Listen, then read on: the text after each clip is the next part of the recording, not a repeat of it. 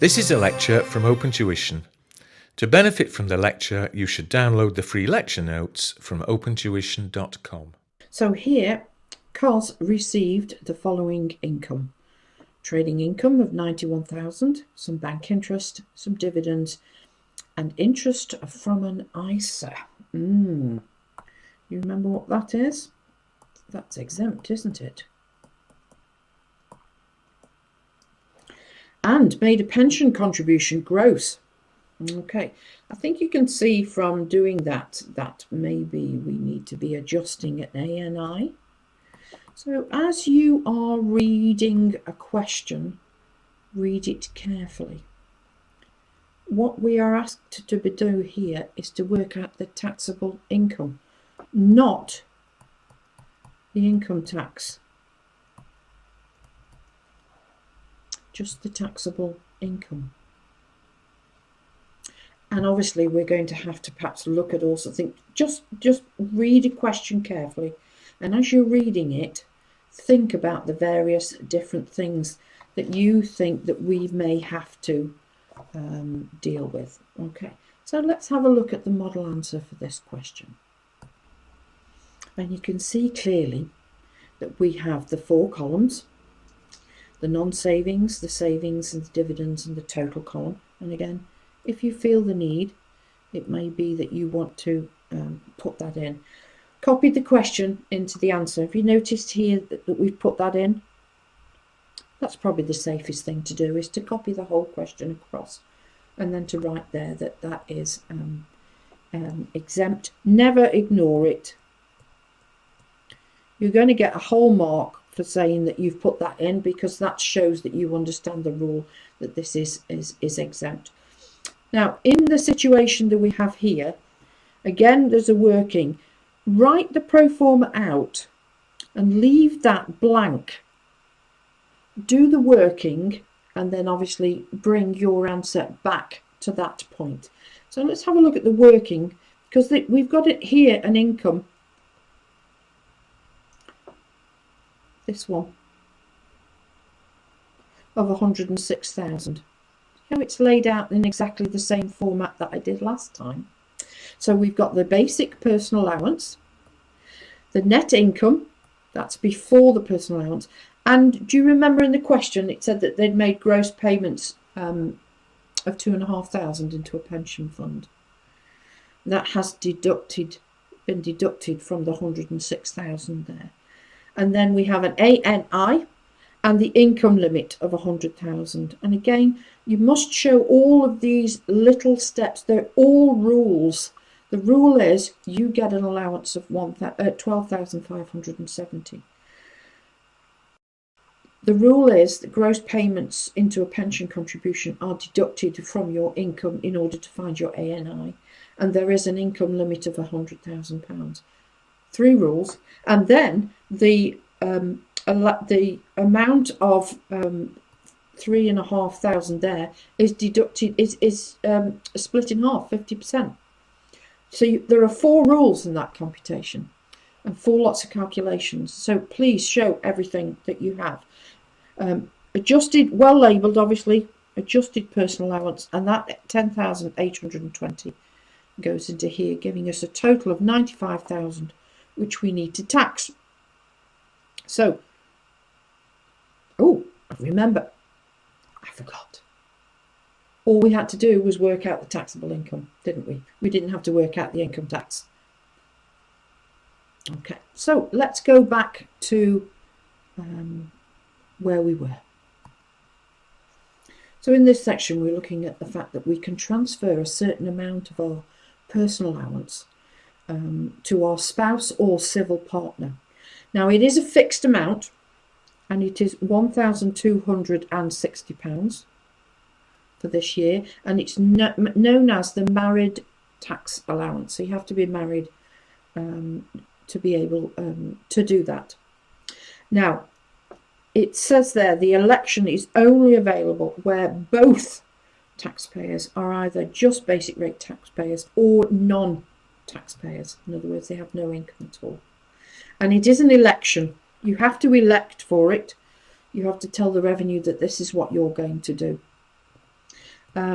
So normally what happens is you've got one person earning a fair amount of money and one earning nothing, and therefore not using up their allowances, or earning a little bit but not using up their allowances. So this £1,260 can be transferred across to obviously help them with their tax bill. It must be made, the election must be made within 4 years of the end of the tax year to which it was applied, and it will remain in force for future years. You don't have to claim it every year unless you withdraw it, okay, or you become a high rate taxpayer. And it is not more allowances, okay, it is not more allowances. What it does, it reduces the income tax liability as follows.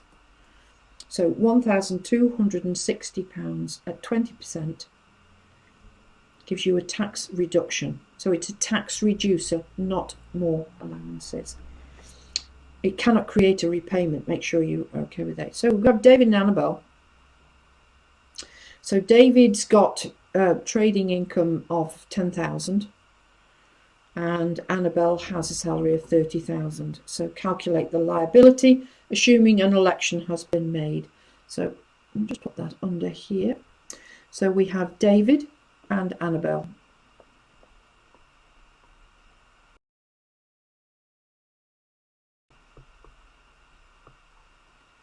Okay, so David has trade profits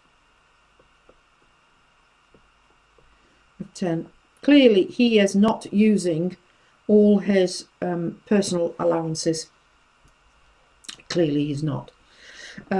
Annabelle has employment income of 30,500. Okay, so she will use all her personal allowance,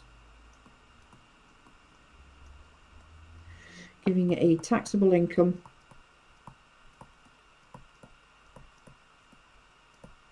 of £17,930. So for her, 17,930 is taxed at 20%, which is 3,586. Now, David's personal allowance, he's going to give to Annabelle that fixed amount. Okay, that fixed amount is going to go across. So he has the balance of that allowance. He doesn't even need all of that. So he has nil income and nil tax. So he's transferring that allowance across to her. Now, this 1,260 is not more allowances. It is a tax reducer. So the marriage allowance is £1,260. You get 20% relief. £252 is deducted from her tax bill. So her liability to tax is 3,334. So it's like a tax credit for her for that situation. That's as complicated as it's going to get with this. Just be aware of it. They could ask you a multiple choice question. It could come as part of a larger question, perhaps in section B. Okay, so moving on. What other deductions do we have from our total income? In the pro forma that we looked at right at the very beginning of this chapter, before personal allowances, there was qualifying interest. So check your pro forma again, get the pro forma out so you can have a look at it. This qualifying interest, these are the four that we have here for qualifying interest. So interest to buy a loan to purchase an interest in a partnership, or contributions towards partnership capital. To buy plant and machinery used in your business by a partner. Now, this is unusual, to buy plant and machinery as an employee. You are unlikely to get that, because if you're an employee, you don't need to buy plant and machinery because it should be provided by your employer. or a loan to buy interest in a closed company. And we have an example here that we're going to look at. Example number 10. Kathy has trading income of 52,000 in the year, and she paid £1,000 interest on a loan to buy plant and machinery which she uses in her business of her partnership. So let's have a quick look at that. So she's got trade income, just so you can see how it works, of 52,000. That's her total income, less the qualifying interest of £1,000, less her personal allowance,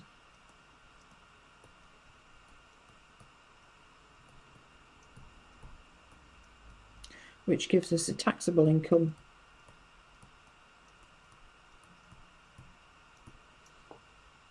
of 38,430.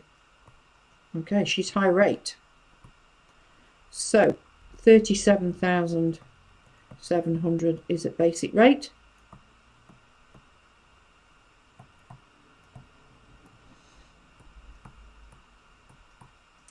Put your safety net in.